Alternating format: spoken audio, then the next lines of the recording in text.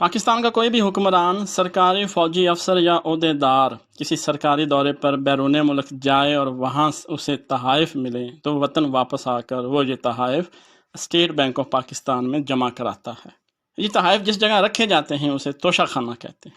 قوانین کے تحت سرکاری افسر، عوامی نمائندے یا مسلح افواج سے وابستہ کوئی بھی افسر سرکاری تحائف ظاہر کرنے کا پابند ہے۔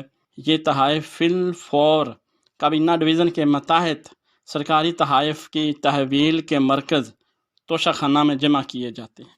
توشہ خانہ پاکستان بننے کے بعد وزارت خارجہ کے ماتحت تھا، لیکن 1973 میں اسے کابینہ ڈویژن کے ماتحت کر دیا گیا تھا۔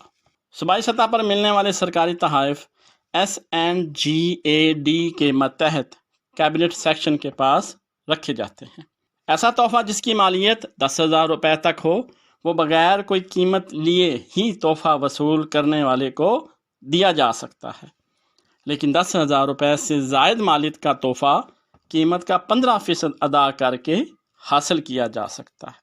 4 لاکھ روپے یا اس سے زائد مالیت کا تحفہ صدر اور وزیر اعظم کے سوا کسی کو رعایتی قیمت پر نہیں دیا جا سکتا۔